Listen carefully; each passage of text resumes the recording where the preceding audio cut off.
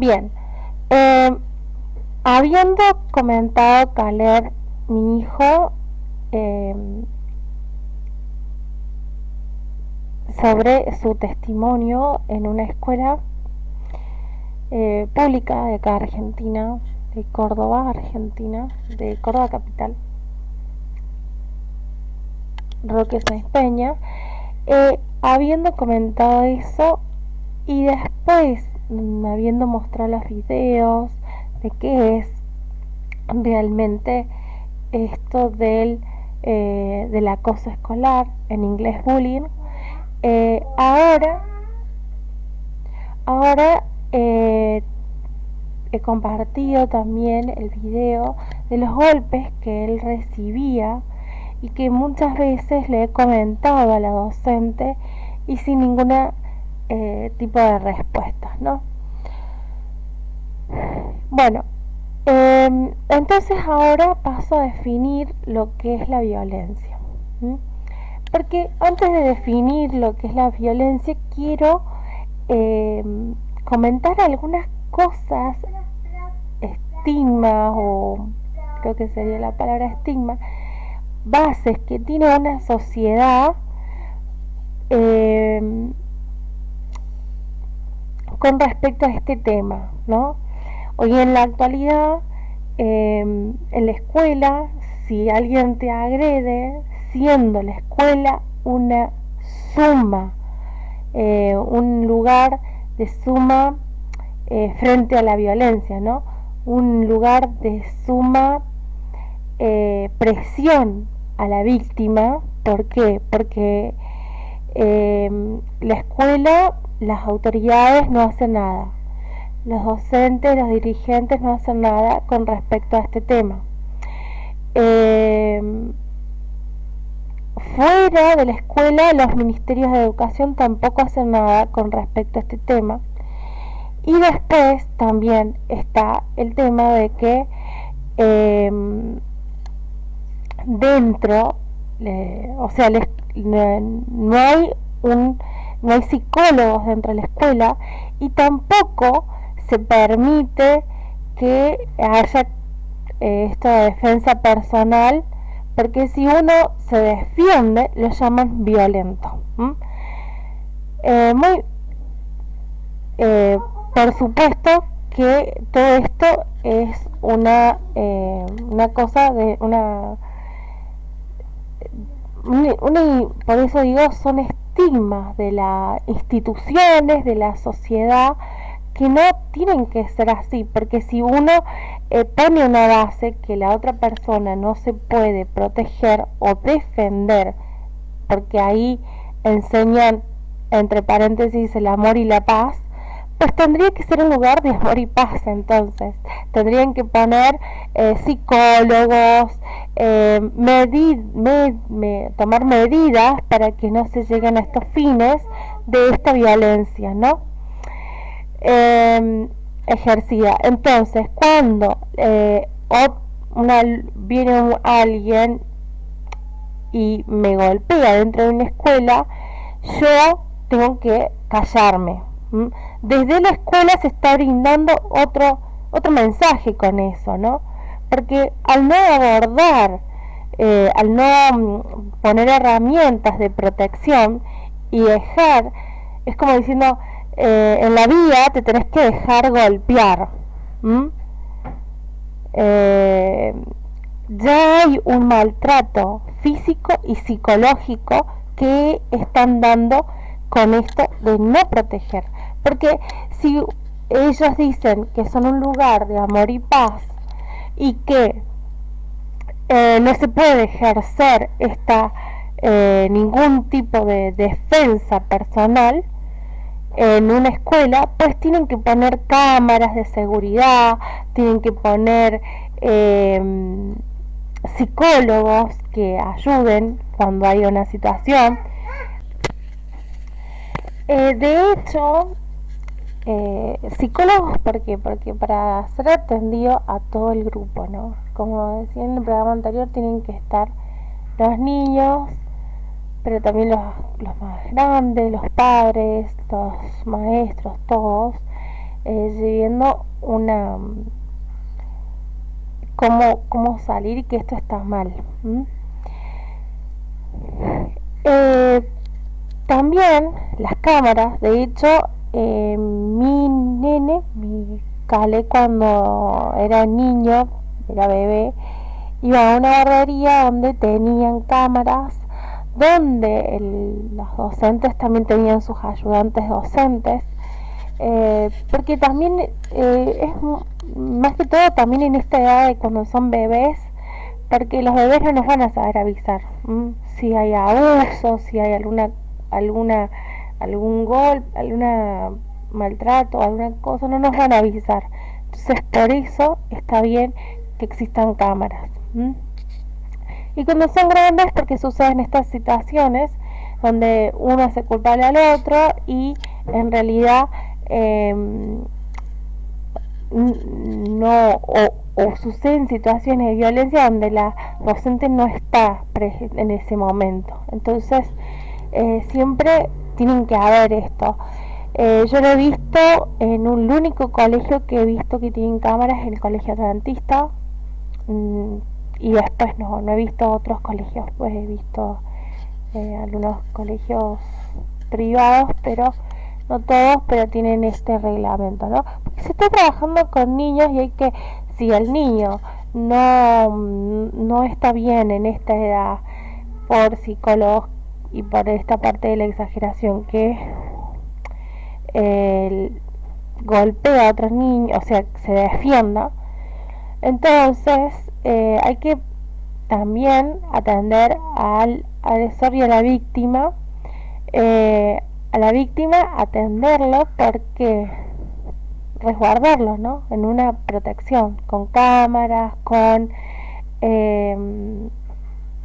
psicólogos, con un tratamiento a los niños que tienen esta tendencia a ser más violentos y toda esta cosa. Entonces, quiero decir que no hay eso, y entonces cuando se protege, cuando uno usa defensa personal, cuando el víctima usa la defensa personal en la escuela, entonces le dicen es un violento. Pero bueno, yo quiero que este niño que practicaba la violencia, se llamaba Maru, lo comento porque así no es todo tan anónimo, y alguno si quiere investigar el caso para que no haya uno que inventan cosas, pasaba esto, ¿no? Entonces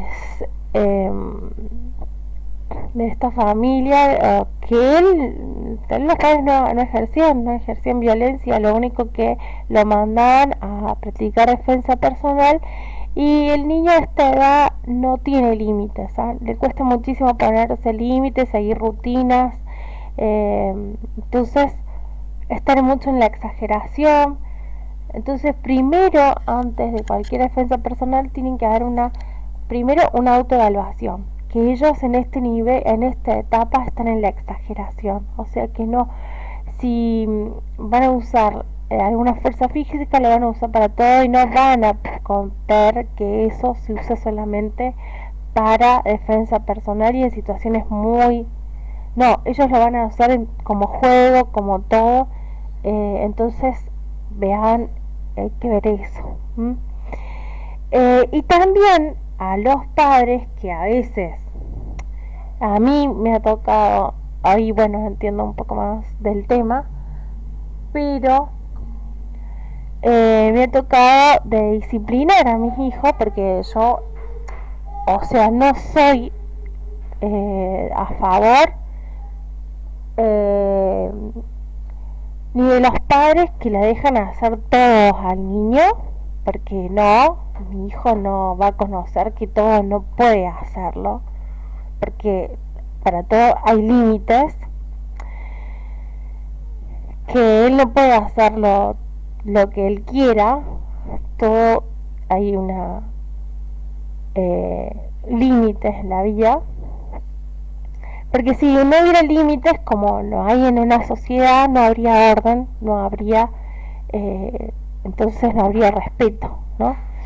Entonces, eh, yo, tal vez con la vieja escuela, pues la que yo fui educada y que yo no lo veo mal, porque en mi casa la que corregía era, bueno, a las a nosotras las nenas siempre las corregía mi mamá. Primero siempre uno les habla a los hijos, ¿no? Es como que, como la docente con tal al en un salón con sus alumnos, todo. Y, y está ahí al frente con un montón de niños que vienen con diferentes crianzas, que vienen con diferentes, eh, de un montón de diferencias, y uno les habla, le dice una vez, le dice dos veces y no llevan el apunte. Entonces, ¿qué hacer en esos casos? Yo, como mamá, eh, sí le corregía con la vieja educación. Hoy me doy cuenta que tengo que aplicar otras formas de corrección, pero darle un chirlo, eh, darle un chirlo en la cola, eso no es ser violento, o darle, no, yo no lo veo violento, no es violento, quiero decir, no es violento. ¿Mm? Porque después de explicar, de comentar, de definir lo que es la violencia, voy a pasar a comentar las características del violento, que tienen un trasfondo mucho más profundo. Yo doy gracias a la educación que recibí en mi hogar, porque que cuando era chica, de que mi mamá nos corregía y, y esas cosas, porque si no nos hubieran marcado los límites, eh, no respetaríamos y no tendría los también, eh, los valores, ¿no? Y también mis abuelos, porque yo fui muy educada también por mis abuelos, porque yo soy de Santiago del Estero, y cuando vine para acá, para Córdoba, era niña todavía, y entonces nos fuimos viniendo por parte, y ellos no, pasé un tiempo con ellos, y entonces también con mis tías allá en Santiago, por situaciones económicas, que también no estuvieron allá, eh, y después vinimos para acá con mi abuela, y entonces era como que era bien visto socialmente que por darles un chirlo al hijo, o darle, o porque era la disciplina, ¿no? Te hablo una vez, te hablo dos veces, no haces caso, entonces era el chirlo, ¿no? Y mi abuela me sabía comentar que también usaba la varita de las ramas de los árboles. Pero no, eso no es ser violento. O sea, está mal por ahí, porque en esta etapa el niño entra a procesar en su mente que, hacer todo lo que hacen los padres, ¿no? Entonces ellos después esa procesar lo pueden tomar de una, si tienen esta debilidad a ser violentos, pueden tomarlo a ejercer la violencia sin, o sea, por cualquier cosa, ¿no? A ser violentos directamente. Entonces, por eso se dice que no está bueno que la mamá por ahí a un niño, ya estoy hablando de 7, de 6 a ver, de 5 hasta llegar a la adolescencia, hasta llegar a ser joven, digamos hasta los 18, no está bueno el infundir esto del darle un chirlo. ¿Mm? Pero tampoco la mamá o el papá, en realidad siempre es la mamá la que siempre a nosotros decían, la mamá corrige porque el papá tiene la mano más pesada, porque el papá hace un montón de cosas. Eh, entonces está bueno que la mamá sea la que corrija. Cuando corrige la mamá, pasaba, les daban ese tiro, ¿no?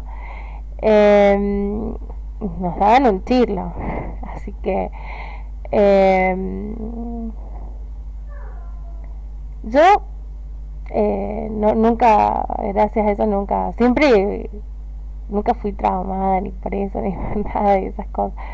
Porque la mamá siempre antes te advertía, te decía esto es lo bueno, esto es lo malo, no puedes hacer esto, no podés hacer esto y no hagas esto. Y entonces ya sabías que si hacías eso te ligabas a un chirla, entonces como que siempre evitando, ¿no? Y nada, y uno aprende muchas cosas de eso. No, nunca uno tomó eso, ay, por eso fue violento, no, para el violento tiene otras características. Pero hoy le das un chirro a tu hijo y como que todos te miran y entonces vive el libertinaje, ¿no? Entonces van al otro extremo donde el niño va y le tira el pelo a la madre, le pega una patada, le pega una piña. Entonces el niño ya se hace mal educado. Y, y entonces están ahí las madres diciendo, bueno, basta, no hagas eso, no hagas eso. Y ya, perdón, voy a decir la verdad, la toman a uno por buenudo a los padres. ¿Mm? Porque ni los padres tampoco podemos ser maltratados por los hijos. ¿Mm? Eso tampoco. Y los hijos tienen que aprender que hay límites. ¿Mm? Entonces, van al otro extremo del libertinaje, porque psicólogos, como cuando yo he estado estudiando para docente, los psicólogos, psicopedagogos no están en las aulas. Ellos hablan de algo emocional, sentimental, un montón de cosas, pero ellos no están en las aulas, no conocen las vivencias ni nada. Las que conocen la práctica y la teoría de las aulas, les falta desarrollar más la teoría y les falta muchas más estrategias y todo, es la docente. ¿Mm? Y la docente está sola con 40 o 30 niños. ¿Mm? Entonces hay que considerar eso, porque hay que poner a ayudantes docentes, porque es muchísima la carga y la responsabilidad que tienen, pero también porque, por ejemplo, también suceden estos hechos, que el niño necesita ir al baño y si no va, la docente lo tiene que acompañar por cualquier cosa que pase en el baño, pero y después deja toda la aula sola, entonces también tienen que ver qué es lo que sucede, porque si sucede un accidente es la responsable. Entonces esas cosas es lo que hace ruido, porque no hay un ayudante, no hay una organización y pasan todos estos problemas. Enseñarles también a convivir en una escuela, tienen que el recreo jugar, tienen que haber todos estos didácticos, todos los juegos didácticos, los libros para incentivar la lectura y todas esas cosas. Pero hay que ver esto, que psicólogos, psicopedagogos no están 24 horas del día como está la mamá con sus hijos. No están todos 6 horas con 40 niños. Entonces hay que ver eso, y ellos hablan de un campo donde no están ahí y como críticos, ¿no?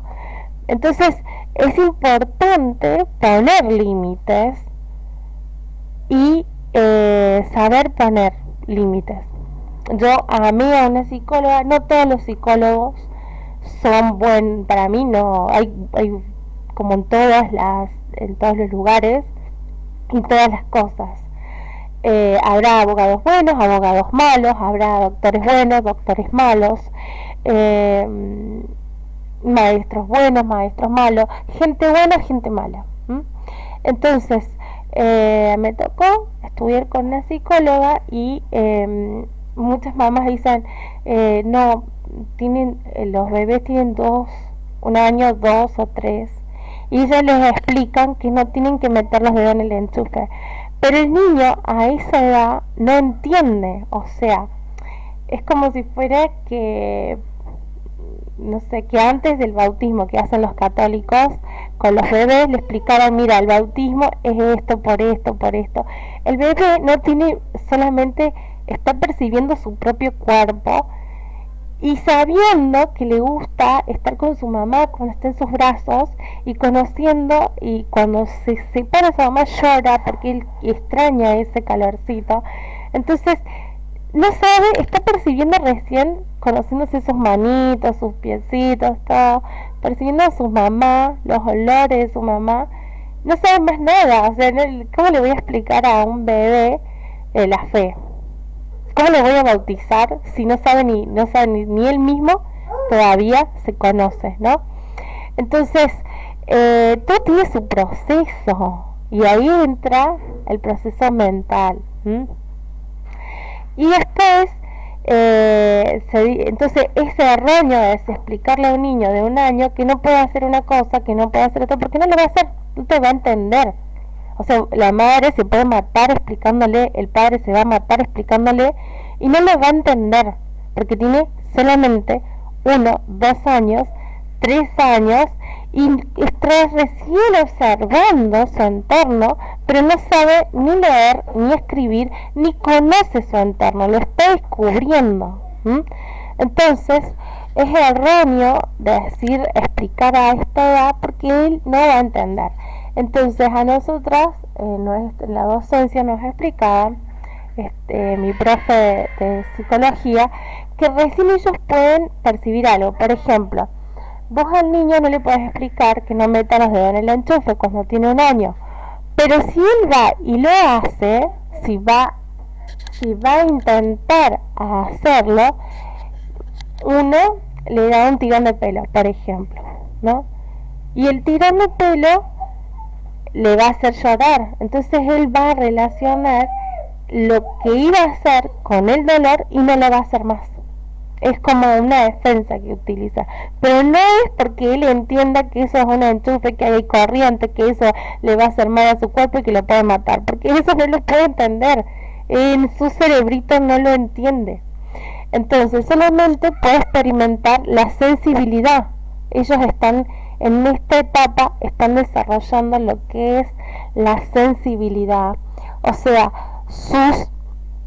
el olfato, lo gustativo, lo oído, está desarrollando esa parte de su cerebro, y no está desarrollando, y no está utilizando la otra parte, que es el comprender, el entender. No, todavía no. Entonces, por eso digo que cada etapa tiene su edad. Es muy importante que después, cuando enseñarle a leer y escribir a los 4 o 5 años, para que él pueda, podamos explicarle lo bueno y lo malo, porque si no le explicamos lo bueno y lo malo, y después le damos y le fajamos, bueno, no hay que darle, a los psicólogos me dirán, no, a esa edad yo no le puedo decir, pero entonces le damos y le decimos, bueno, vas a estar castigado, no vas a ver la televisión, o no vas a jugar porque te portaste mal, o vas a estar parado en la esquina y pensando lo que vas a hacer, lo que hiciste. Bueno, esas cosas lo podemos hacer previo si nosotros le enseñamos lo bueno y lo malo. Porque si no le enseñamos lo bueno y lo malo, lo vamos y lo castigamos, es decir, el niño va a decir, pero si no, yo no sabía que eso estaba mal. Entonces, el error también que se hace en la escuela, porque las madres no les explican a los niños y el papá tampoco le explica en la casa, entonces después quieren poner un límite en la escuela y esto es terrible porque no entienden ni qué es el límite. O sea, no saben ni lo que es lo bueno ni lo malo. Para ellos todo es bueno, es una etapa donde todos entienden que es así.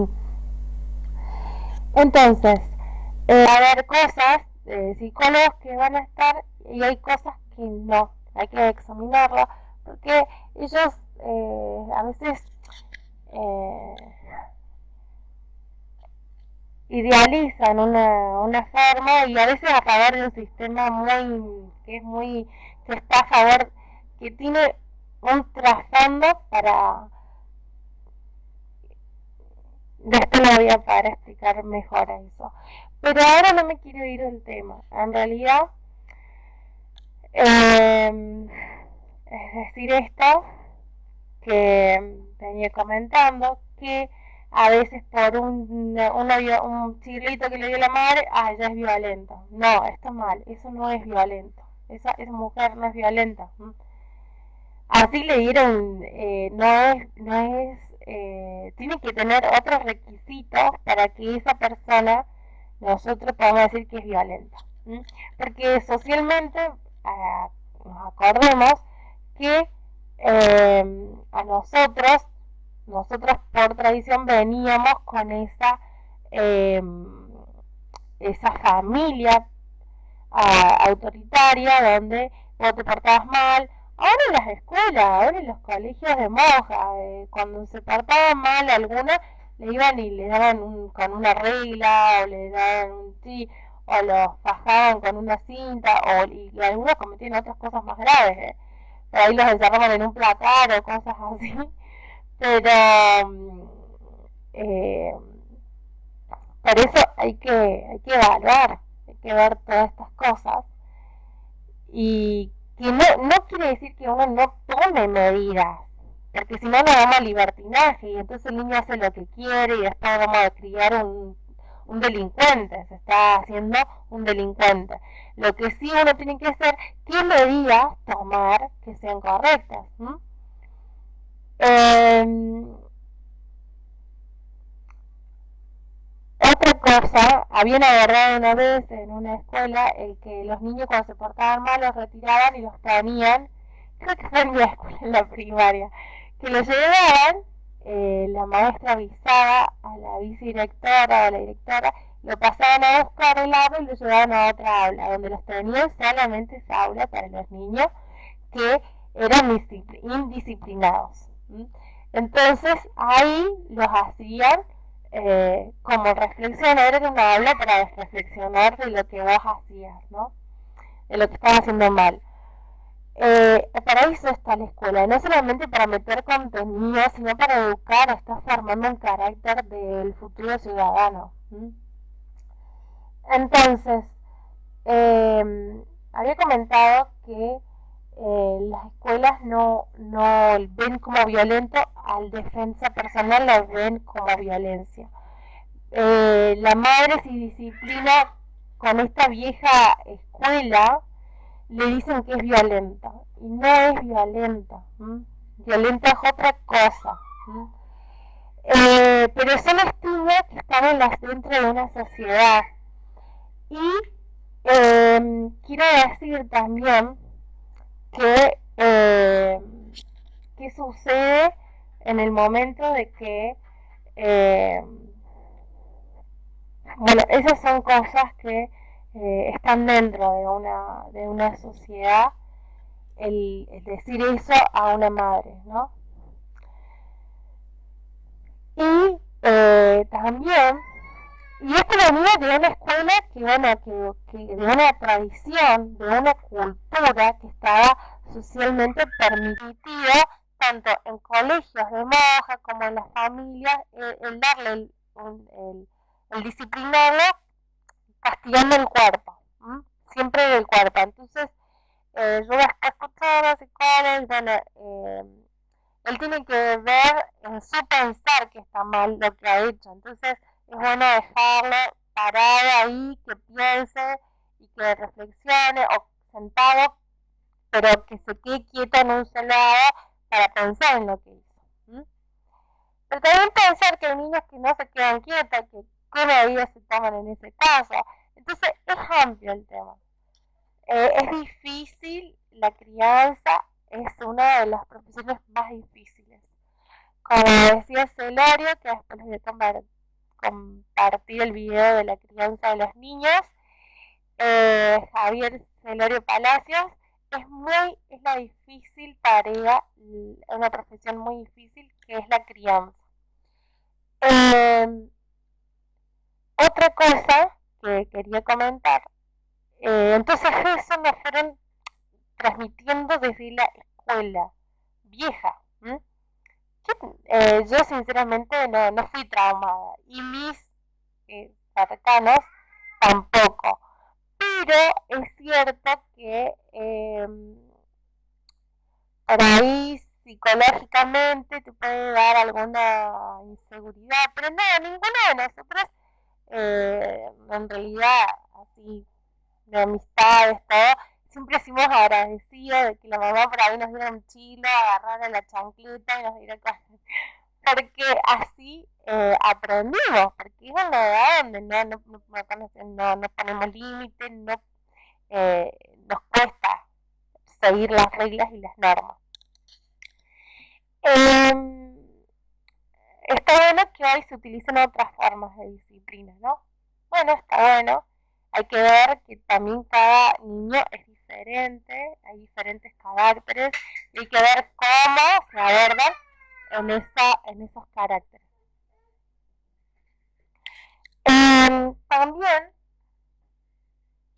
por ejemplo, otras cosas que socialmente se ven mal y se dice es violencia.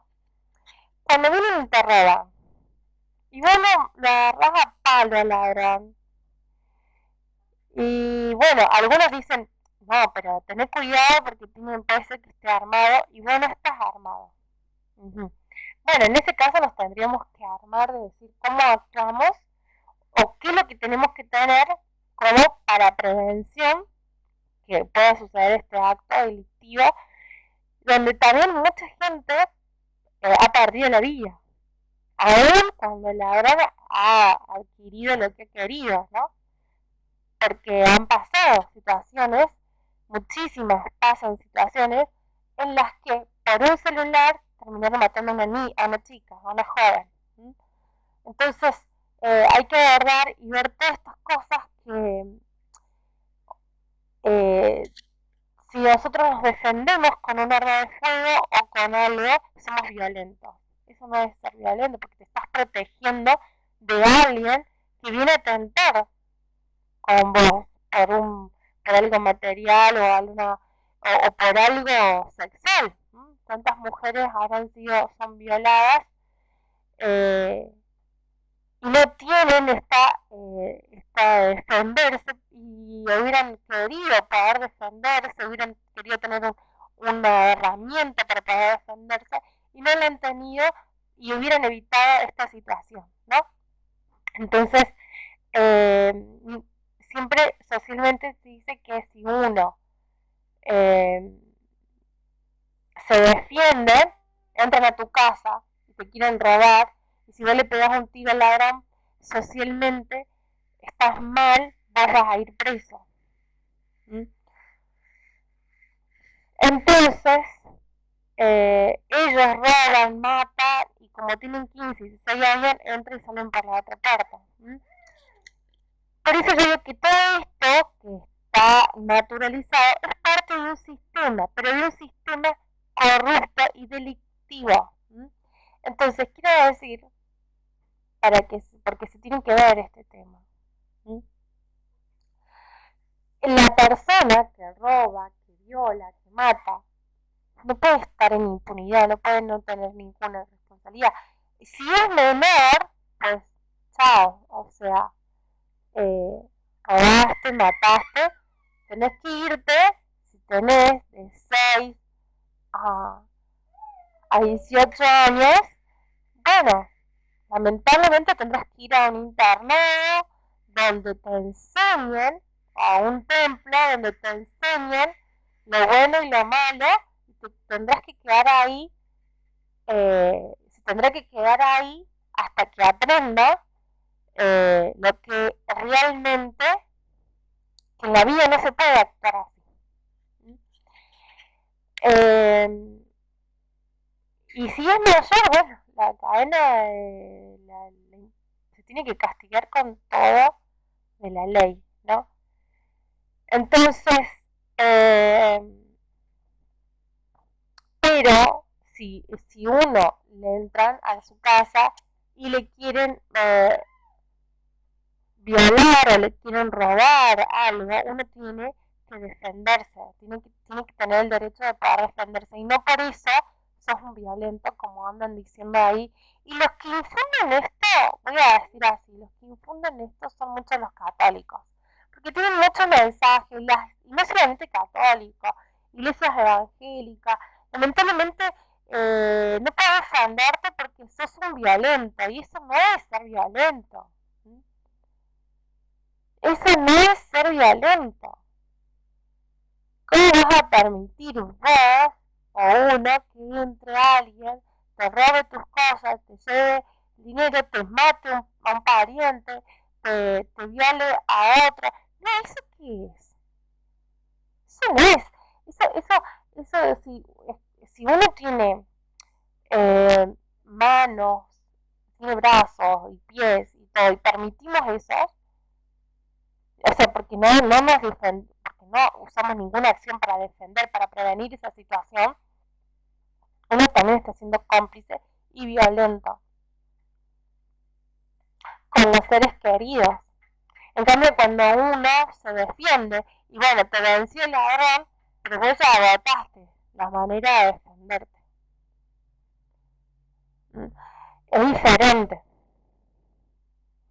Entonces, hablar de estas cosas, porque estas cosas no están buenas, a todo el mundo le llaman violento cuando en realidad la injusticia está creciendo y uno tiene que defenderse.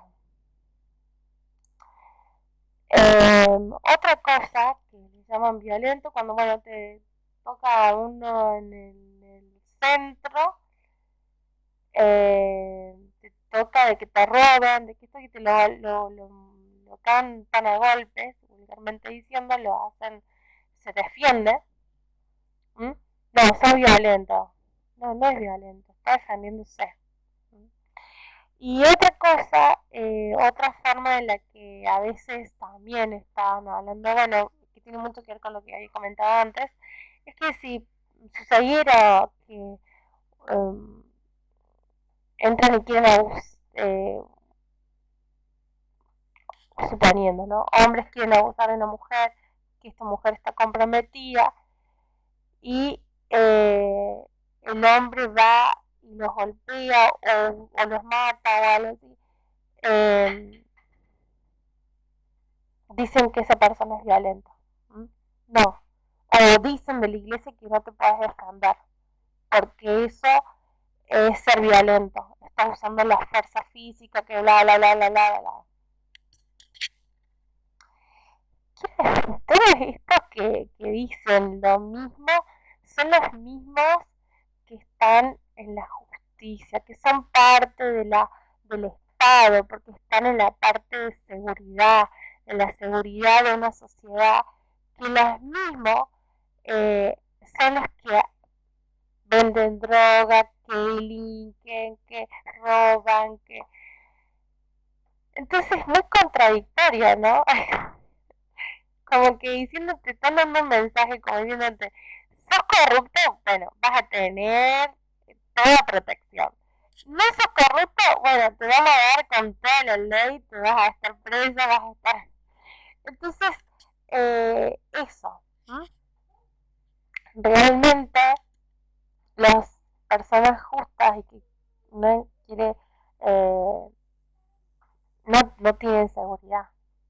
Y esto lo empiezan a maquinar desde la niñez, cuando las autoridades, yo dije en una escuela, un niño está sufriendo violencia y y las autoridades miran para otro lado, la docente, la directora, la vicedirectora, la inspectora mira para otro lado, es porque están fomentando que esa personita después se acostumbre a la vida, es como si fuera que te están domando, que te acostumbres a que si te vienen y hoy capaz que en ese momento a él lo golpean en la escuela, pero después en la calle lo puede ser robado y entonces él se tiene que acostumbrar a que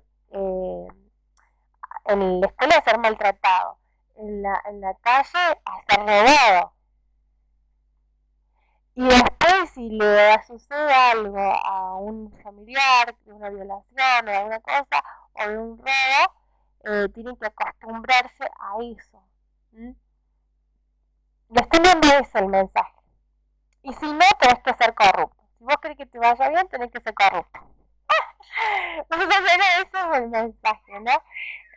Voy a hablar de este tema porque también está hablando va a ocupar va a tocar muchas, eh, por decir, estructuras de la que se forma el ser humano, ¿no? Estructuras, digo, en el sentido de todo, o sea, porque el ser humano pertenece a una sociedad, a un Estado, y esas estructuras de Estados son las principales que están ejerciendo violencia. Entonces, por eso, después más adelante lo comentaré en la segunda parte del tema de violencia. Pero ahora, bueno, quería decir las interpretaciones, los ejemplos que en la sociedad se dice que la persona es violenta, cuando en realidad no lo es. Algo más que comenzar a definir lo que realmente es violencia. Violencia es una situación en la que alguien con más poder abusa de otra con menos poder. ¿Mm? Eso es violencia. Este poder lo puede tener ya sea económico, ya sea un poder el cual lo construyó porque sabe información de la víctima y entonces trata de manipular con eso. El poder puede ser la fuerza física, o sea, lo físico. El poder puede ser también las influencias políticas, la gente que lo rodea que pueda tener influencias para callar a la víctima y así, bueno, muchísimo. Pero quiero dejar esto también claro, que el poder también lo puede construir. ¿Construir cómo? Sabiendo datos, información de la víctima. Si yo sé algo que lo puedo tergiversar para mi favor, entonces utilizarlo. Eso es una persona violenta. La persona violenta es lo mismo que ser arrogante y malvado.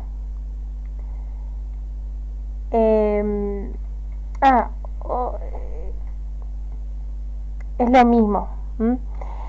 Algo más que quería comentar antes de dar las características del violento, que a veces también bíblicamente se puede decir que, bueno, no, a veces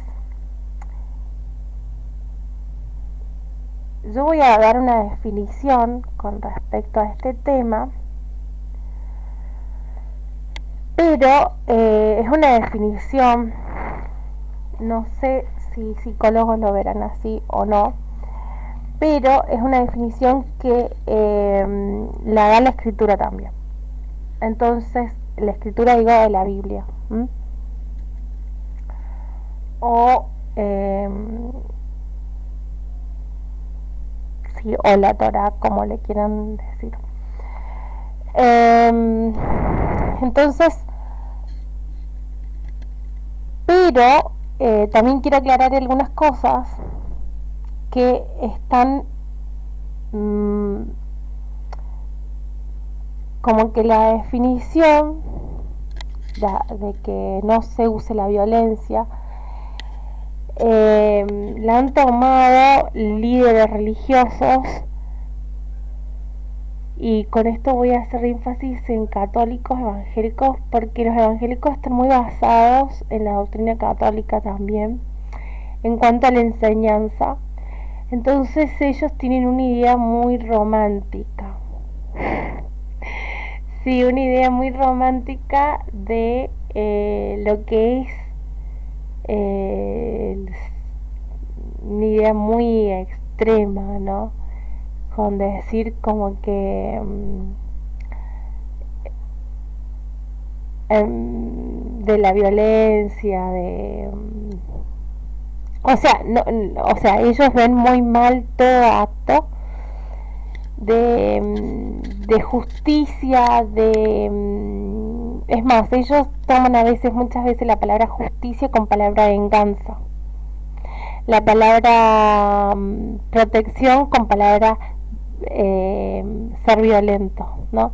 Entonces hay que sacar esa cosa, esa idea que también está como un estigma en la sociedad, porque por el catolicismo, el evangelio y bueno, y otras religiones derivantes de ellas, ¿no? El testigo de Jehová, en fin, un montón de religiones que han interpretado mal un montón de textos, y entonces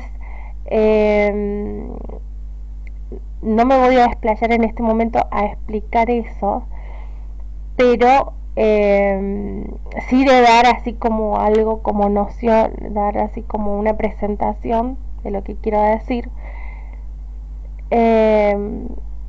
explicando esto, ¿no? De que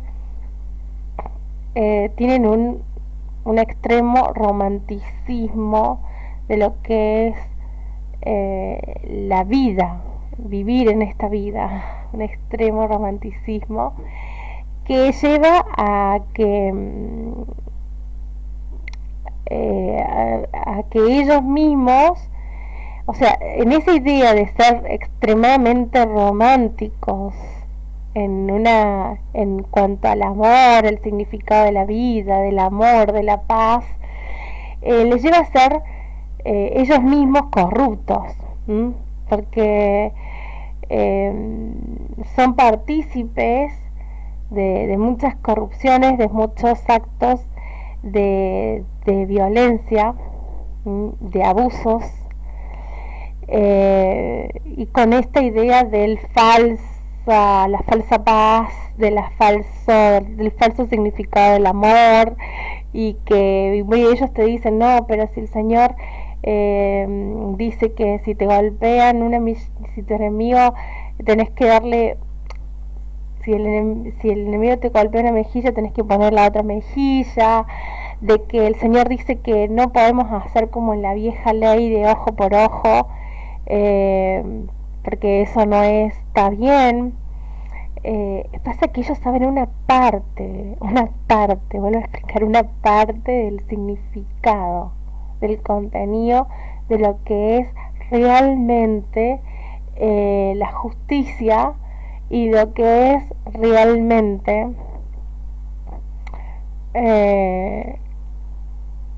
y tienen una vista errónea de lo que es la violencia, ¿no? Ya le digo, o sea, socialmente todos estos actos que lo he dicho, tanto de la escuela, las mamás, al defensa personal ya en la vida cotidiana grande, lo ven mal, lo ven violento, ser violento.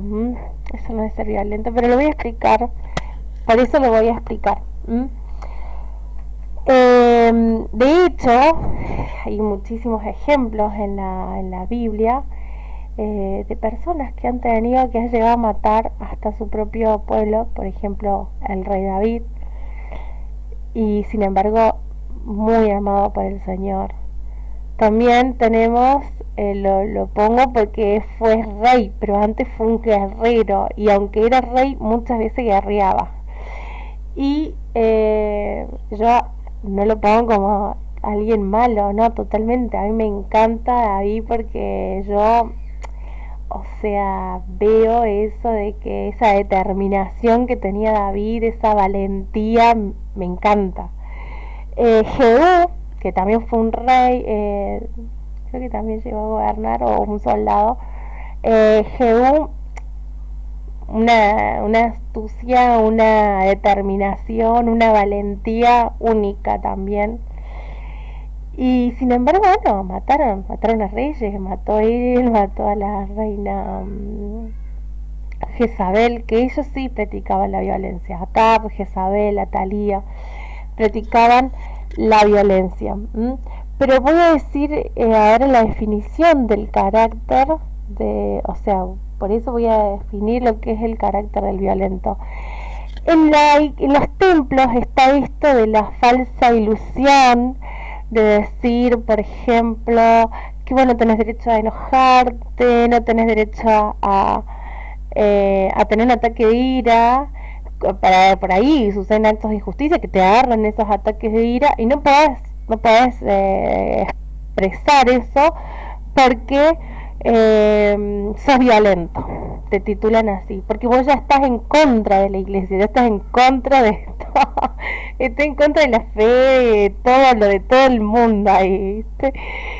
Y no es eso, o sea, el mismo Señor tuvo un ataque de ira, Yahshua Mashiach tuvo un ataque de ira, y le voy a decir en dónde. Cuando él vio que en el templo se usaban para hacer mercancías, que lo utilizaban al templo para hacer negocios, el Señor les fue y les tiró todo. Les tiró todo en un ataque de ira. Porque dice, están haciendo mercancía en la casa de mi padre. ¿Mm? Entonces ya no iban la gente para ir a escuchar la palabra, iban para hacer negocios nada más. O sea, ¿cómo no te va a enojar eso? Entonces, es ni más ni menos lo que hoy sucede en los templos, ¿van? Para los líderes se van a llenar los bolsillos de los más pobres, ¿no? Entonces, todo esto, decir que el Señor va a cometer un juicio en su tiempo, va a dar está en las señales de los últimos tiempos, en los evangelios, en las señales de los últimos tiempos, creo que está en Mateo 24, no me acuerdo porque saben que no estoy en contra también de que la gente no lea e investigue por sí, así que yo por ahí voy a decir la palabra, búsquenla, googleen, investiguen y trabajen y estudien en buscar las cosas, buscar la sabiduría, ¿no? Porque si hagan todo, que nos den todo de arriba, es como que nunca hacemos trabajar la parte gris del cerebro. Entonces, decir eso, decir que las personas, ¿no? Dentro de los templos, y el Señor va a hacer un juicio.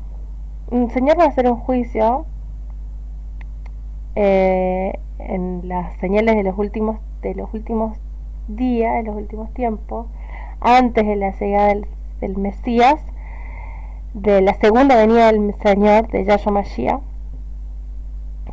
va a ser un juicio a la tierra. Y entonces, ¿es violento el Señor? Tendríamos que pensar, ¿es violento el Señor? ¡Qué bárbaro! Es violento el Señor. Quiero decir algo más. Lo dejo como una pregunta, ¿no?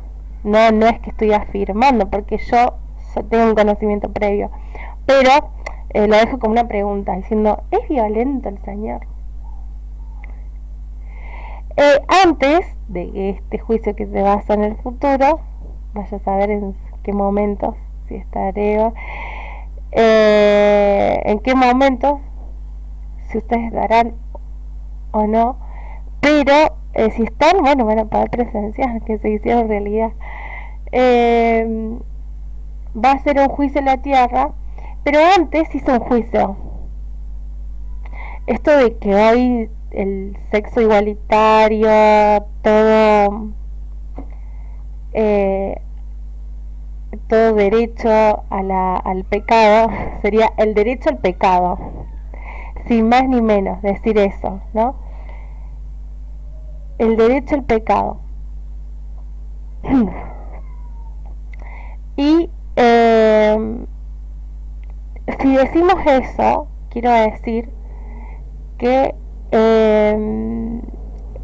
antes eso, para el pueblo de Sodoma y Gomorra, hubo un juicio y el Señor los mató, los exterminó en la faz de la tierra. Y yo desde mi punto de vista, el Señor actuó muy bien.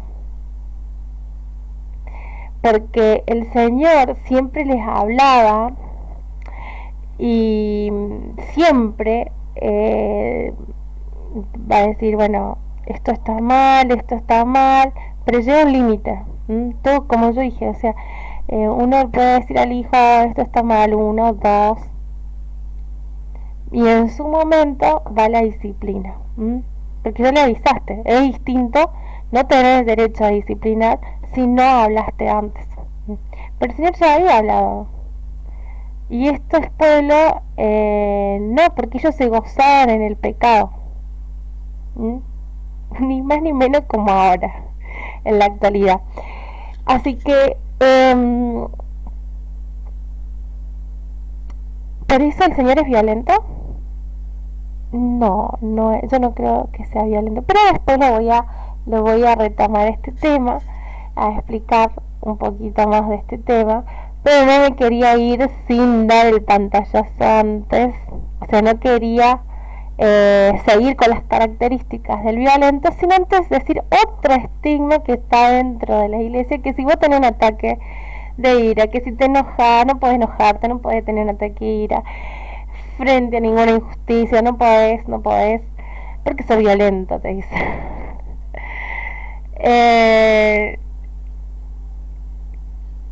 Y así no podés golpear, no podés matar, porque no, porque eso es violencia. Sin embargo, el Señor actúa muy diferente de lo que los que dicen los líderes religiosos. Ellos enseñan a un pueblo y les bajan mensajes erróneos, pero no son los mensajes del Señor, son los mensajes de un hombre, de hombres, de hombres carnales, pecaminosos.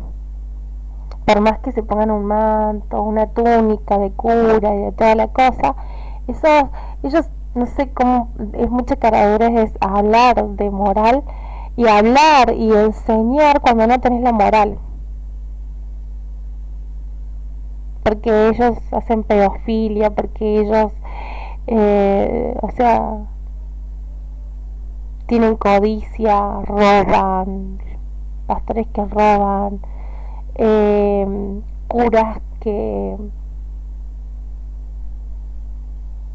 fomentan estos actos. Realmente hay un doble mensaje y están a favor de un sistema, ¿no? Pero de un sistema corrupto. Bueno, volviendo acá al tema de las características del violento. El violento va a ser malvado, es lo mismo que un malvado y lo mismo que un arrogante. Una de las características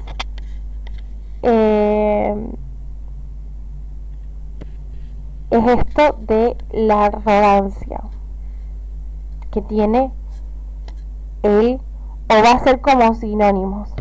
El violento va a tener esto de malvado y arrogante. Dice Esto es un versículo que está en Salmos, es un versículo que está en la Biblia. Como dije antes, no voy a decir los capítulos ni nada para que los busquen. Y dice: con arrogancia el malo persigue al pobre, será atrapado en los artificios que ha ideado. Quiero decir también que la palabra violento tiene un significado, como ya había comentado, etimológico, que es la persona que, o sea, una situación en la que alguien con más poder abusa de otra con menos poder. Comenté que el poder se puede ser económico, puede ser un poder construido de a partir de un conocimiento de una debilidad o de alguna situación de la víctima. Entonces eso, bueno, ese sería el significado etimológico de la palabra violento. La palabra violento también tiene un significado espiritual y va a tener algo psicológico, porque va a mostrar el carácter de esta persona, pero también va a mostrar la parte espiritual de la persona. Bueno, voy a seguir con esto. Una de las características es la arrogancia. La segunda característica que va a tener es que es esto de perseguir. Persigue al pobre y será atrapado el pobre en los artificios que ha ideado el violento, el malvado, el arrogante.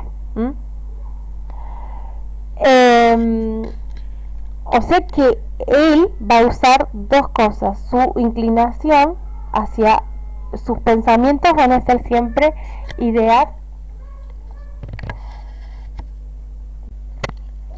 Bien, con arrogancia el malo persigue al pobre, será atrapado en los artificios que ha ideado.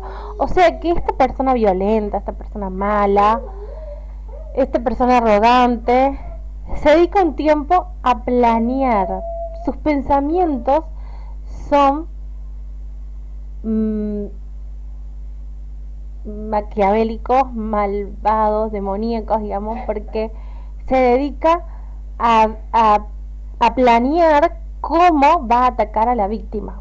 Y en eso que él planea, va a planear, por ejemplo, de hacerla, cuáles van a ser las estrategias de la persecución. Una puede ser la mentira, la otra puede ser la fuerza física, la otra puede ser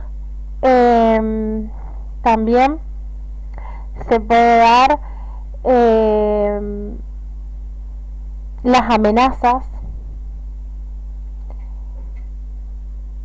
y también puede ser los falsos testimonios, utilizar algún tipo de herramienta legal, por ejemplo leyes. Y estos ya son personas que utilizan lo que vendría a ser la ley. Por ejemplo, hay presidentes, gobernadores, presidentes a través del cuerpo legislativo que sacan leyes corruptas, ¿no? Porque un poco de esto tenían los que, por ejemplo, los emperadores, que hacían esta persecución contra los cristianos. ¿Por qué? Porque los cristianos les resultaban una amenaza, porque pensaban diferente, y era una amenaza no solamente en la parte espiritual, en lo religioso, diciendo, por ejemplo, en la antigüedad, en lo religioso, en la creencia religiosa, sino que también en la forma de vida les eran una amenaza todo lo que ellos Era una amenaza porque ellos cada día eran más las personas que eh, se abocaban a creer la creencia, y entonces los emperadores, supongo que una de las razones por las que ellos habrán atacado a los cristianos en ese momento habrán sido, a los seguidores de Yahshua Mashiach, habrán sido porque tenían una diferente tipo, porque eran más diferente pensamiento, pero también tenían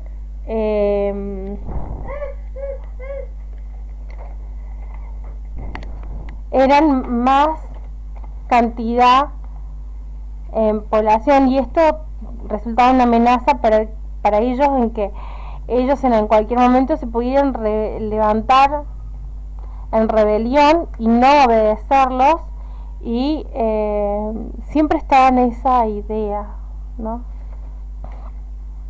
Al Señor, de hecho, lo mataron por eso, porque lo veían como un revolucionista, como un revolucionario que seguía teniendo a seguidores y que se podía poner en contra del Imperio Romano. Entonces, yo creo que jugó mucho eso también desde la antigüedad. ¿Y qué utilizaban ellos? Inventaban una ley que iba en contra de los principios de ellos. ¿Para qué? Para matarlos, entonces siempre van a utilizar herramientas para inventar cosas, para encarcelar. Acá dice, para atrapar con artificios al pobre, ¿no? Para atrapar, sería atrapar, encasillar, todo al pobre. Entonces esas eran una de su caballito, o sea, una de los caracteres, otra de las características es que va a ser una persona arrogante, un perseguidor, que va a utilizar diferentes, ¿cómo decir? Va a utilizar diferentes herramientas, o va a tener diferentes estrategias de cómo lo va a llevar a cabo, ¿no? A veces con la fuerza física, con lo económico, con la amenaza, con el engaño, y así sucesivamente, ¿no? Bueno, y otra es que va a pensar, o sea, que la persona violenta es constante a pensamientos contra otra persona que no piense lo mismo que ella, entonces van a idear cosas para contra esa persona, ¿no? Todo el tiempo va a ser pero algo que hay que declarar: estas personas van a atacar a personas inocentes, no que van a decir, ay, bueno, voy a hacer justicia porque esta persona me hizo tal mal, o que esto, que lo otro. No, ellos van a atacar a cualquiera que atente contra su economía,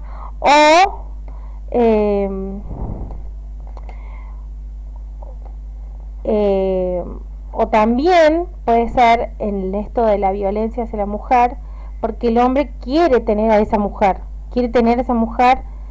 cueste lo que cueste, y entonces va a utilizar diferentes mecanismos para tenerla. Los mencionados anteriores, la amenaza, lo económico, la persecución va a ser basado a esos mecanismos, ¿no? A la amenaza, la persecución, o sea, la persecución va a ser dirigida en esos mecanismos: la amenaza, lo económico, la fuerza física, la fuerza,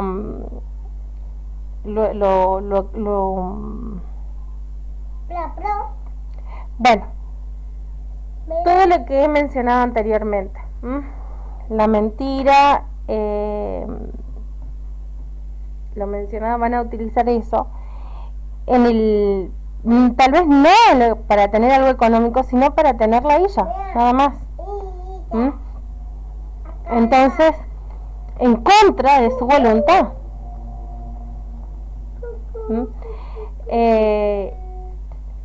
Y entonces van a utilizar esto. Voy a hacer escuchar un video que habla con respecto a este tema cuando era el Imperio Romano, o sea, un ejemplo de persecución en un caso de, por ejemplo, porque este Imperio Romano es muy violento, y en un caso de doctrina, pero con un trasfondo, porque yo estoy segura que tienen que haber también juega mucho la amenaza de que el pueblo cristiano se pudiera rebelar y que ellos perdieran lo económico, ¿no? Entonces, desde ahí es que se basa todo esto de la persecución que hubo desde el Imperio Romano a los cristianos, desde la antigüedad. Entonces, hacerlos escuchar ese audio, ese video, porque me parece muy importante cómo era la persecución en ese momento. O sea, me parece importante porque ideaban toda una estrategia, ¿no? Con falsos que utilizaban, cuáles eran los mecanismos que utilizaban ellos. Utilizaban esto de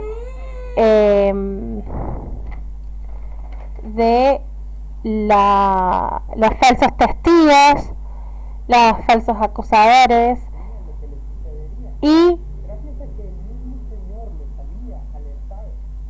utilizaban también lo que era las leyes que sabían que iban en contra de la moral de ellos para meterlos presos, para acusarlos de resistencia a la autoridad, como también así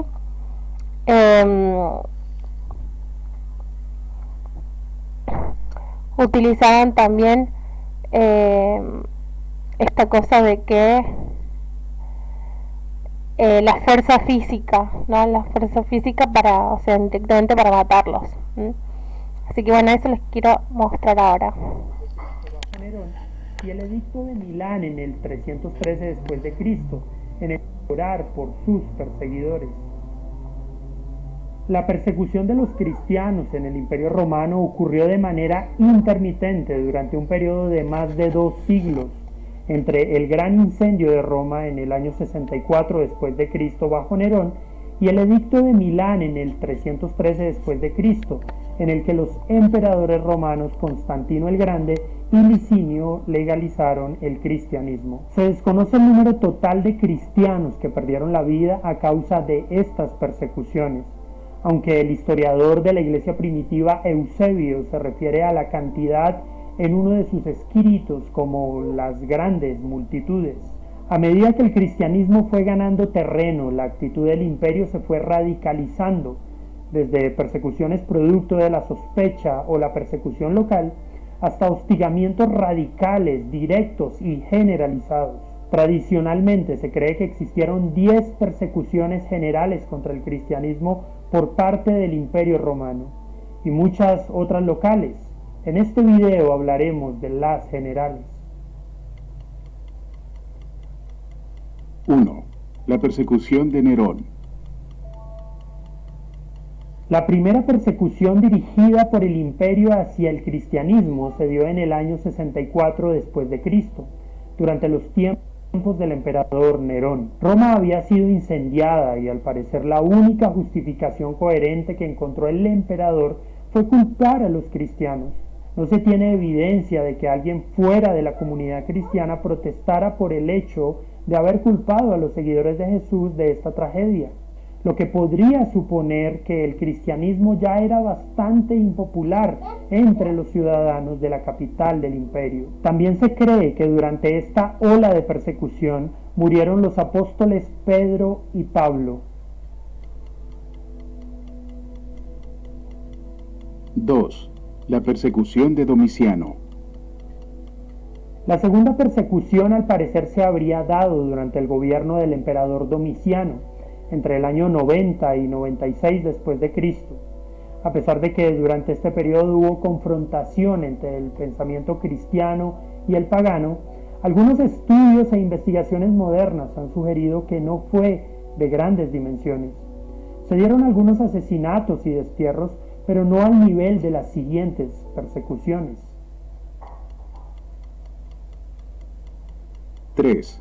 La persecución de Trajano. Lo que comúnmente llamamos tercera persecución se dio bajo el emperador Trajano entre el año 98 y 117. El emperador no simpatizaba con el cristianismo, así que a pesar de no perseguirlos de manera directa, si alguien los acusaba se podía proceder en su contra. Como consecuencia, el solo hecho de ser cristiano ya representaba una posible sanción legal. 4. La persecución de Adriano. La cuarta persecución se dio bajo el emperador Adriano, del 117 al 138 después de Cristo. Aunque este emperador fue más indulgente con los cristianos, durante este periodo se siguió manteniendo la persecución legal a los seguidores de Jesús. 5. La persecución de Marco Aurelio. La quinta persecución sucedió durante el gobierno de Marco Aurelio, entre el año 161 y el 180 después. La persecución de Marco Aurelio. La quinta persecución sucedió durante el gobierno de Marco Aurelio, entre el año 161 y el 180 después de Cristo.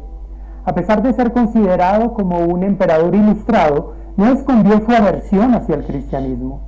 En el año 177 después de Cristo instigó a una persecución en la ciudad de León. También impulsó a Celso a escribir un tratado en contra del cristianismo. El emperador promovió una imagen despectiva de los cristianos y dejó para la historia lo que alguien algún día dijo al respecto. Lo que justifica la eliminación física de los cristianos es, ni más ni menos, que creen de manera diferente, que contemplan la existencia de manera diferente, que viven de manera diferente. No ilegal o perversamente, solo diferente.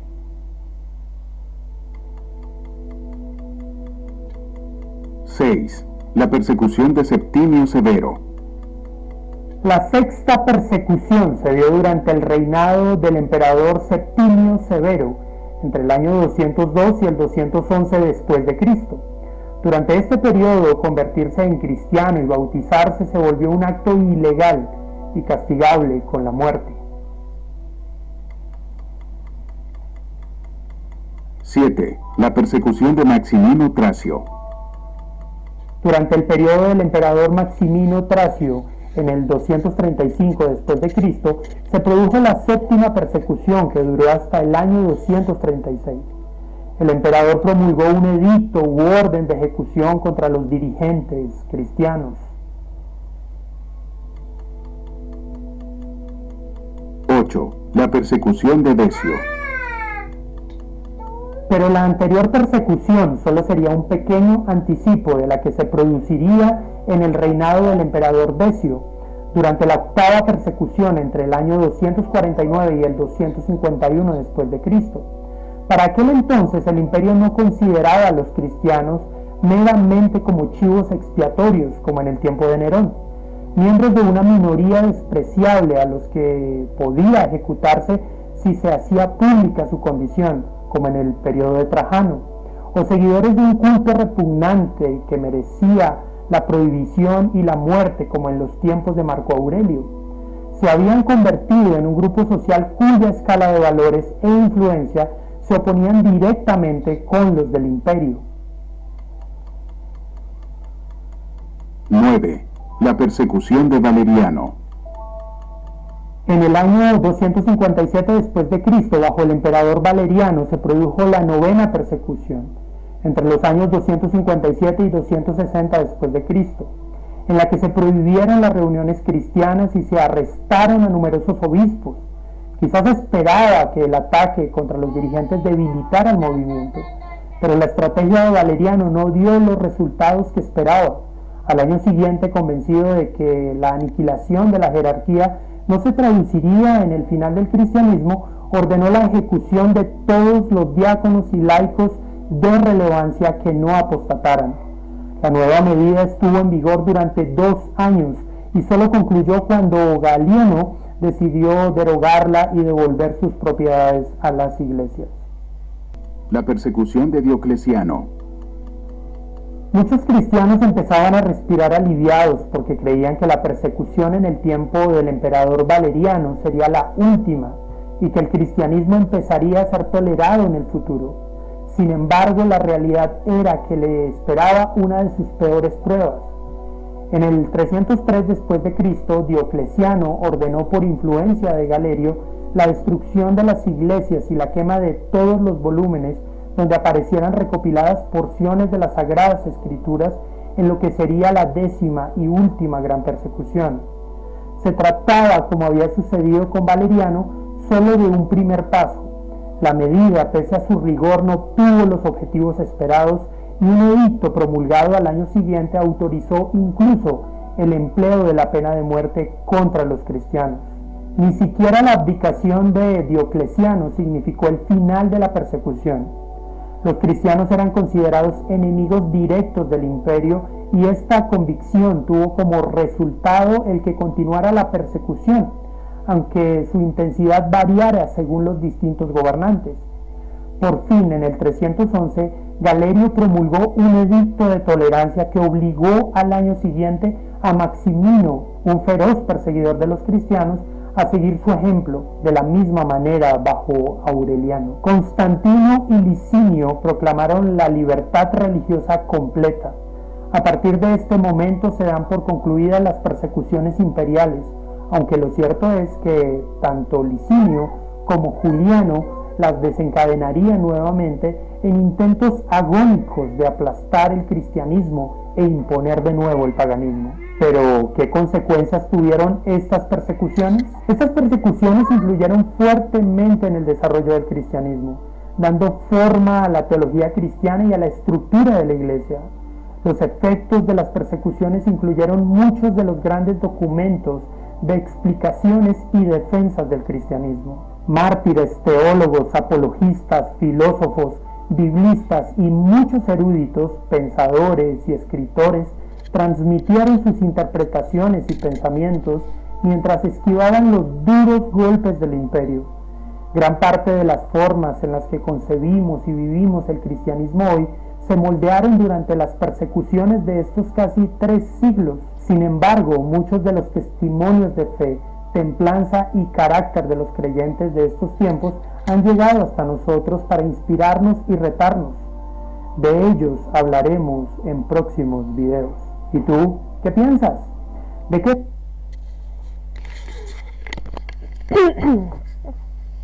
Bien, ahí comenta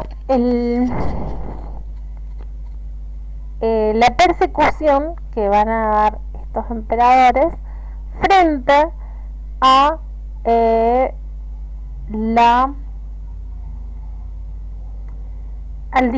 a la creencia religiosa distinto a ellos, y también porque esto implicaba una forma de vivir distinta a la de ellos, y esto como implicaba para ellos son amenazas, ¿no? De que pueden perder pueblo, que pueden perder su poder, Entonces, en este video, si bien habla de una persecución que, por lo que dice acá, una persecución religiosa, pero yo creo que había un trasfondo de en lo político, de que se pueda perder ese poder político que tenían estos emperadores también.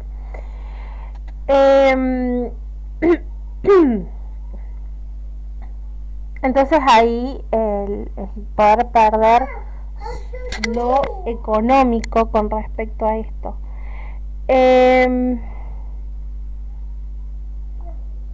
Todo lo que implicaba su poder, el que ellos siguieran en el poder político, ¿no?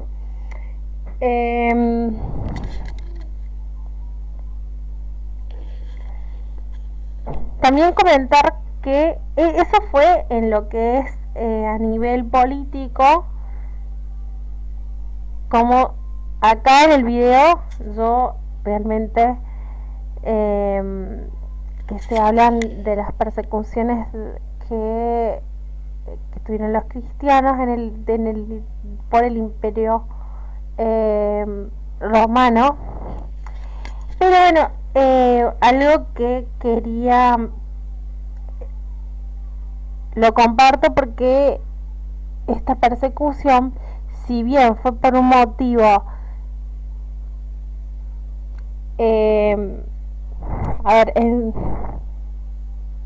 que lo enmascaran o religiosamente, también yo pienso que había algo en el temor a que se debilite el poder político que representaban estos emperadores, ¿no?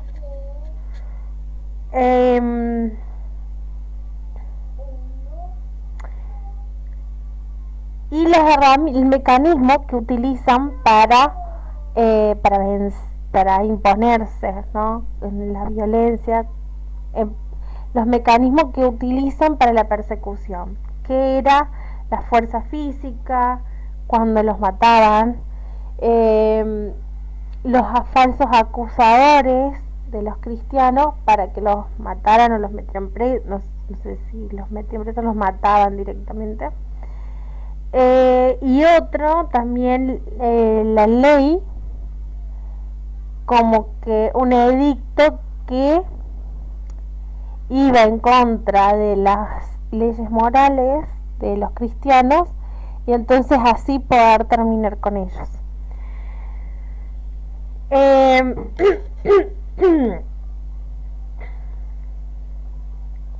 Entonces esos son los mecanismos que utiliza de persecución el violento, que utiliza la amenaza, el engaño, los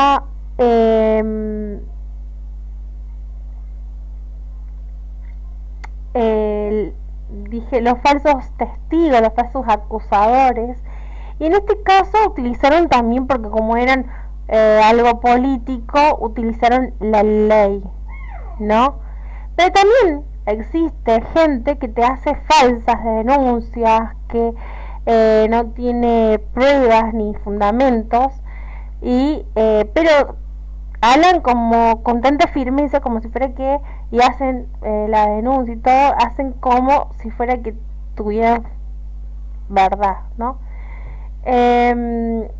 Esto también. Y también el otro mecanismo es por lo económico, o sea, la persecución es así. Algunos de los mecanismos, para verlos así en rasgos, que utiliza la persona violenta en la persecución. Pensemos que esta persona violenta anteriormente ha planeado, ha ideado todo un plan maquiavélico, diabólico, contra la víctima. Y lo que le estoy diciendo ahora son algunos de los mecanismos que utiliza el violento. La amenaza, el llegar a matar o a golpear a la persona. El matar muchas veces se hace cuando el violento quiere quedarse con algo económico.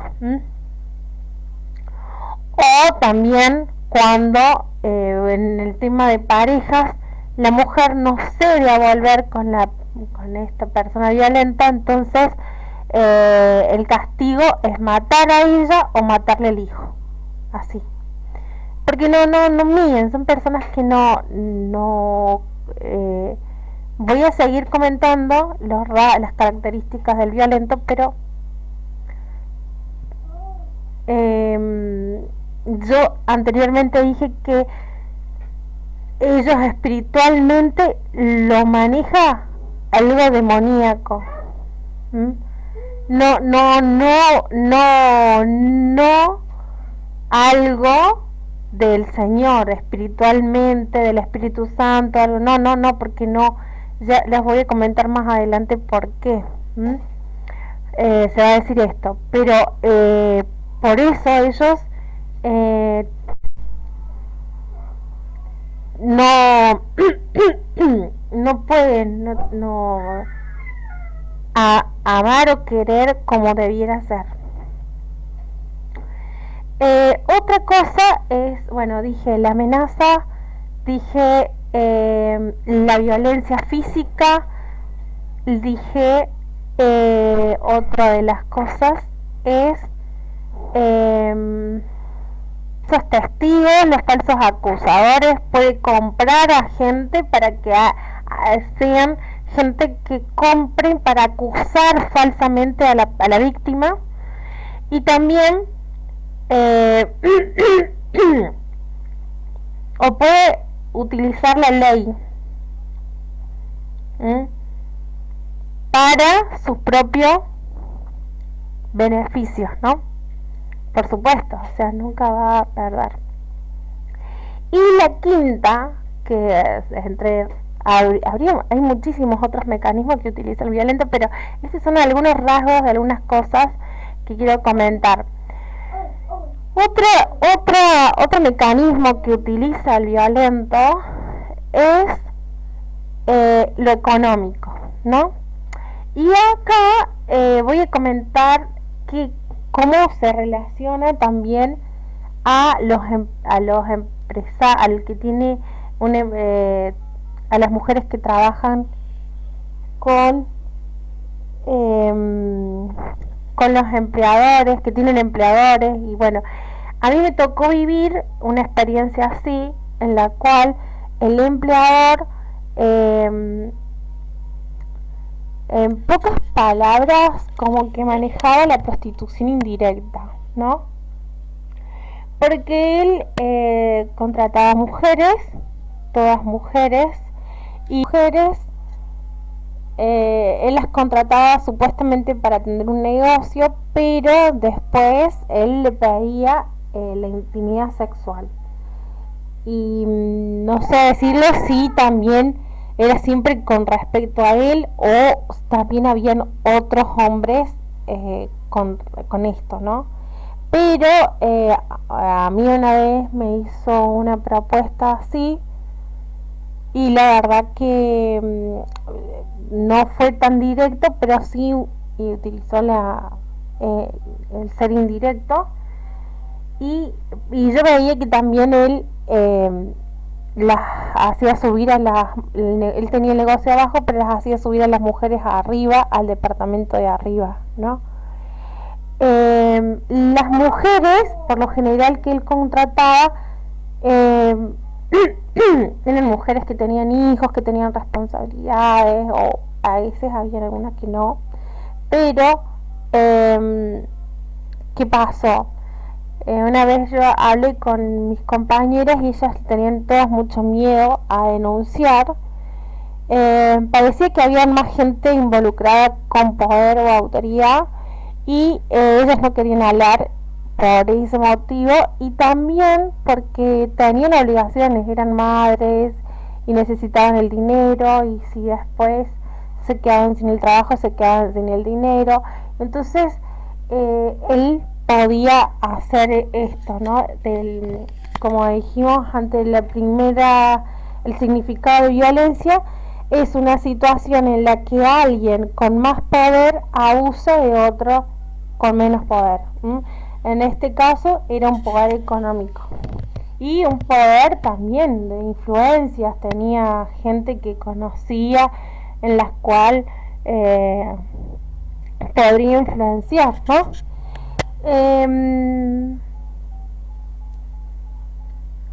Yo creo que eso viene también del Imperio Romano, porque el Imperio Romano veía el rol de la mujer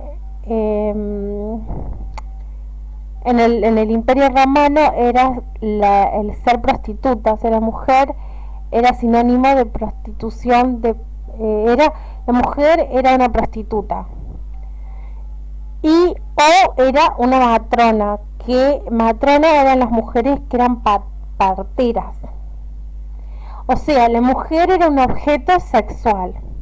Y me imagino que las matronas y las patronas habrán sido las mujeres mayores, que ya no estuvieran activas sexualmente, me imagino algo así. Después estaban los judíos, que las veían a la mujer, al rol de la mujer, como la madre de sus hijos. Y después estaban los griegos, que los griegos dicen, pero me parece que es mucho para enmascarar o para que las veían como la madre de sus hijos, pero recordando que los griegos eran había mucha degeneración sexual, yo hubiera pensado que no era así, que las veían más a la mujer como un objeto, no como un objeto sexual, porque ellos también hacían, ellos eran homosexuales, los hombres, y las mujeres, bueno, practicarían el lesbianismo y cosas así, ¿no? Después estaban los egipcios, que los egipcios, en lo que yo pude averiguar, dicen que ellos lo veían como la mujer con un rol de igual a igual al hombre, o sea, era muy igualitario. Y la mujer que era esposa, que tenía familia y que tenía un hogar, era muy respetada, cumplía un rol muy importante, era la que manejaba todo el hogar.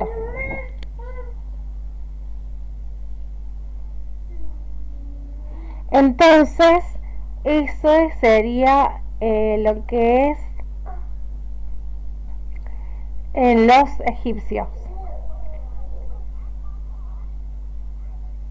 Pero también estaría otra que me pareció muy llamativa, o sea, el rol en la mujer era muy o sea, trataba de igual que al hombre en el egipcio, y también la mujer tenía mucho respeto cuando era señora, o sea, cuando ya era formada su familia, y era la encargada de todo en la casa, ¿no?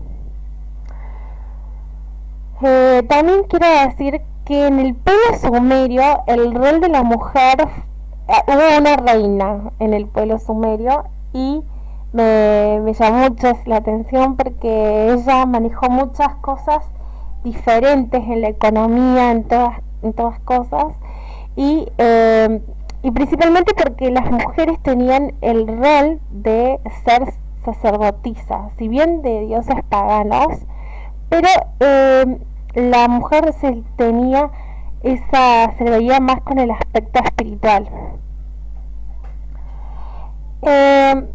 Así que, bueno, la pregunta es cómo nuestro Padre Celestial ve el rol de la mujer. ¿Cuál es el rol de la mujer? Ya que uno viene hablando de este tema, de que la mujer actualmente la ven como un objeto sexual, ¿cómo la ve el Padre Celestial a la mujer, ¿no? Y el Padre Celestial la ve a la mujer como esto de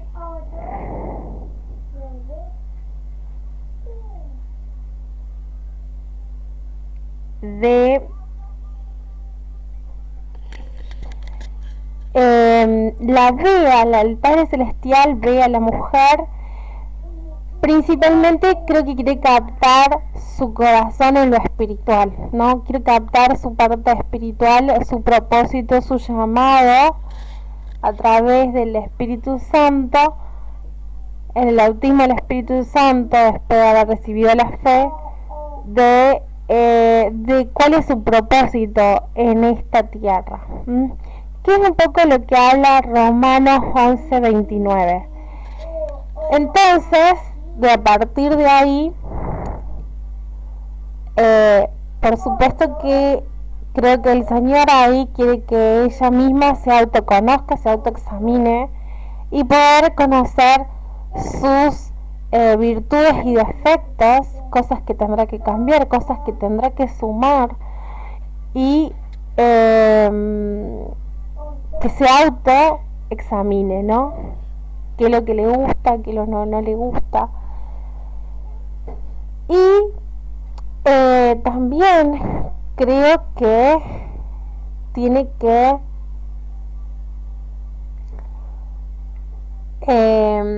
también creo que ve que quiere cumplir el desarrollar, que ella desarrolle sus dones espirituales, como sus talentos, como su carácter,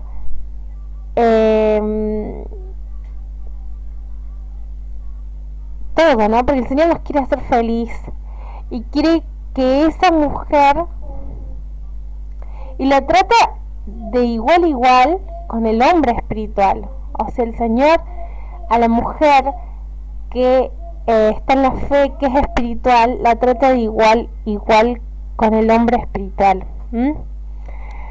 Entonces, creo que el Señor, desde ese punto de vista, quiere un gozo duradero en nosotros, una plenitud, y llevarnos a esa perfección y plenitud que nos va a llevar a ese gozo duradero, ¿no? Que es posible tenerlo también. Bueno, con respecto a la violencia y los mecanismos, o sea, con respecto a las características del violento, entonces, que es arrogante, es malvado, persigue. ¿Cuáles son los mecanismos? Ya los nombré: la amenaza, lo económico, los falsos acusadores, los falsos testigos, la ley. Esos van a ser los mecanismos que va a utilizar el violento, ¿no? El violento, otra de las características que va a tener es ser codicioso. El violento es codicioso. Dice, y no solamente que es codicioso, sino que ama a la gente que es codiciosa, pide y protege a los que son codiciosos, igual que él. O sea que va a rodearse de personas codiciosas. Y desprecia a nuestro Padre Celestial, desprecia, no quiere saber nada de la fe. O sea, no solamente vamos a decir qué es la fe, porque acá está para hablar realmente de lo que significa no hablar de religiones, ni no hablar de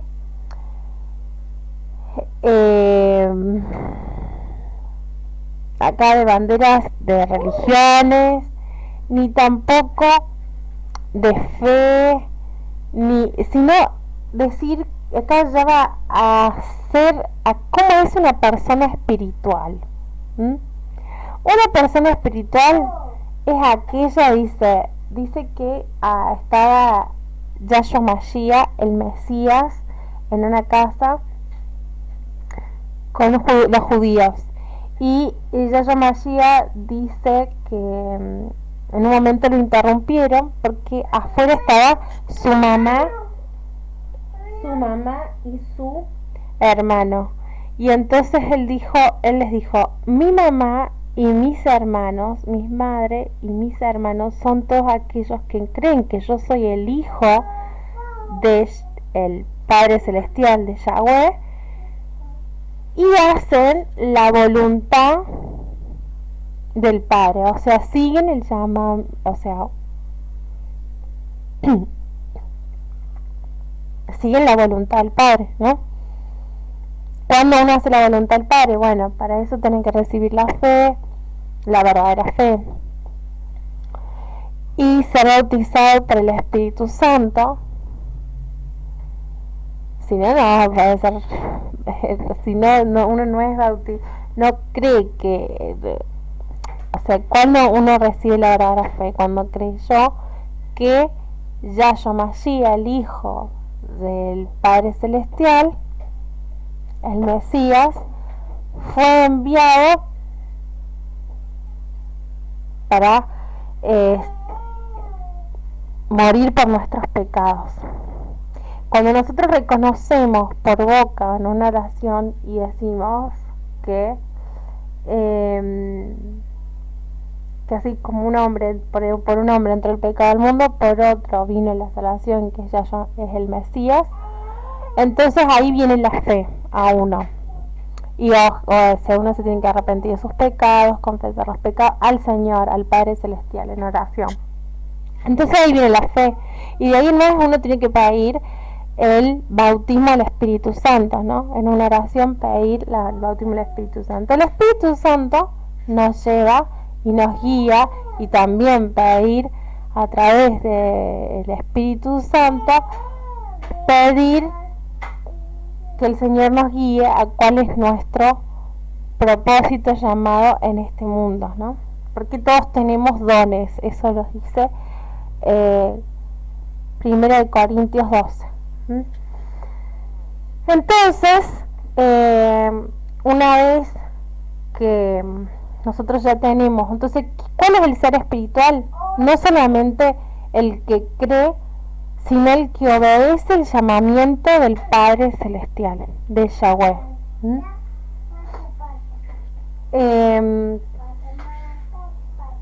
Ese es la persona espiritual, no solamente el que escuchó, yo tengo el don de el pastorado, sí, bueno, pero otro día lo seguiré, o sea, todavía me falta mucho tiempo, todavía soy, meto pie, me justifico, todo un montón de cosas, cuando en realidad el Señor está llamando para otra cosa, ¿no?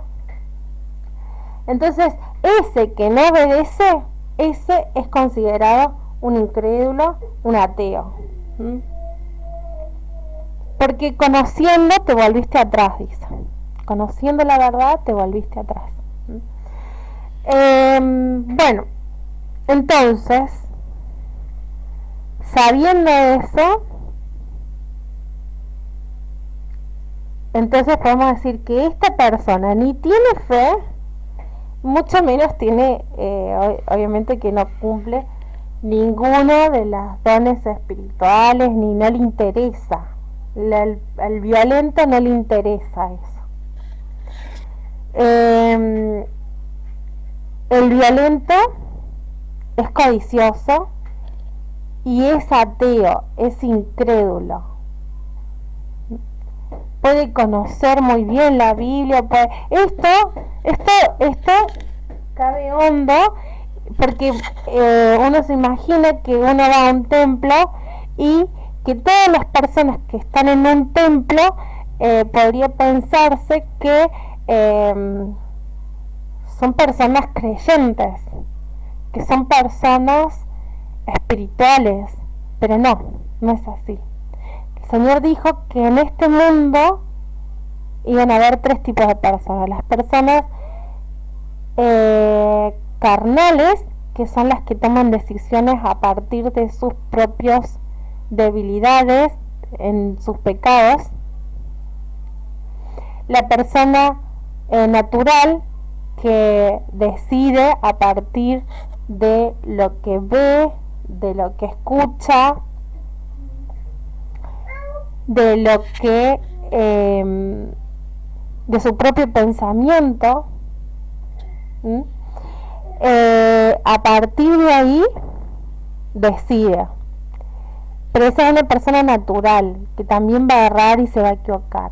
Y la persona espiritual es aquella que recibe directivas del Espíritu Santo, es guiado por el Espíritu Santo.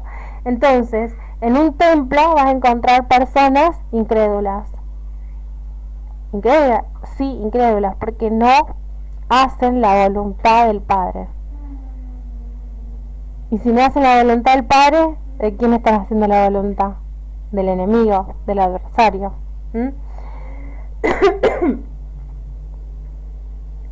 Entonces, en un templo podemos encontrar personas así, y que son codiciosas, y que son un claro ejemplo fueron los fariseos y los saduceos, porque ninguna de las dos denominaciones dentro del judaísmo antiguo, los fariseos no creían que Yahshua Mashiach sea el Mesías, que es más o menos los judíos de hoy, que no creen que el Señor ya vino y que va a venir por segunda vez.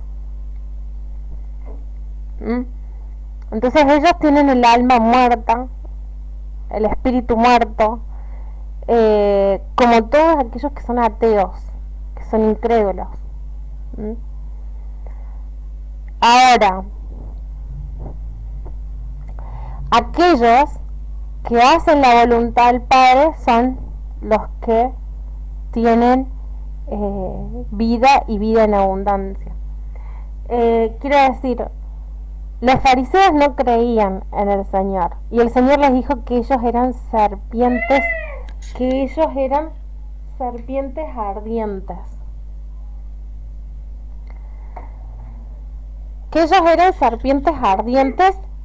que eran hijos de Satanás.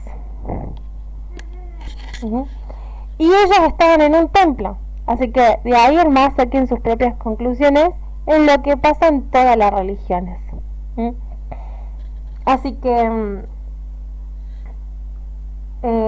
entonces, para decir y definir hasta ahora, el codicioso va a ser la persona que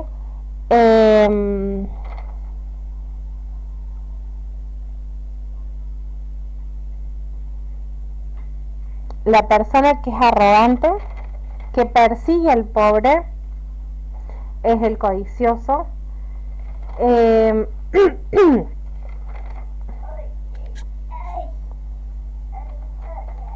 Va a perseguir al pobre. ¿Con qué mecanismos?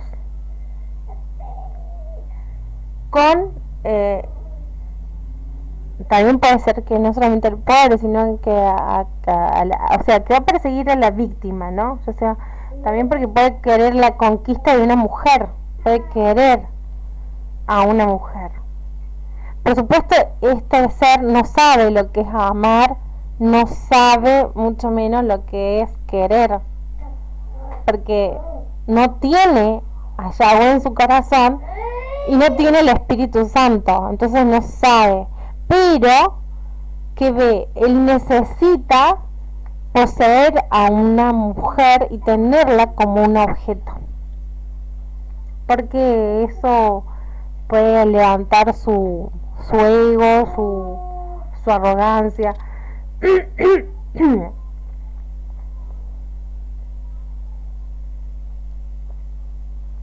¿Por qué puede estar obsesionado con una mujer? Los motivos son infinitos, pero la verdad sería para hablar bien en la violencia ya hacia la mujer. Pero digamos que persigue a su víctima y planea en su mente, se la pasa pensando cómo va a perjudicar a la víctima. La víctima es víctima porque esta persona no le ha hecho ningún daño para que él utilice esto, ¿no? Los mecanismos ya comenté: la amenaza, la engaño, la mentira, los falsos testigos que son comprados. Cuarto es la ley, utilizar a la ley, muchas veces la justicia a su gusto, ¿no? Cuánta gente está con causas muy injustas. Bueno, yo después compartiré mis testimonios también. Y quinto, lo económico, ¿no? Esos son los mecanismos. ¿Qué otra cosa más? Es codicioso y es ateo, es incrédulo. Para que podamos ver que todavía no termino de comentar las características totales de lo que es una persona violenta, sino algunas cosas, porque lleva tiempo estos videos y lleva tiempo el estudio para poder brindarles esto, ¿no?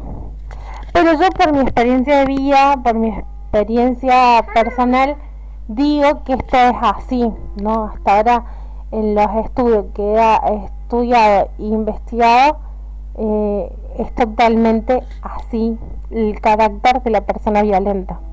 Entonces, decir violento a cualquier situación, a cualquier persona, no encuadra con las características de un violento.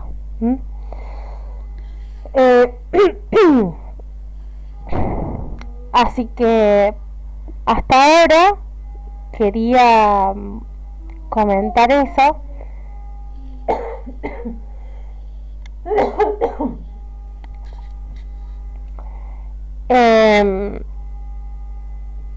Sí hay una fuerza demoníaca, como existen los ángeles, existen los demonios y existen personas que tienen el amor de Yahweh. También hay personas que tienen al diablo adentro.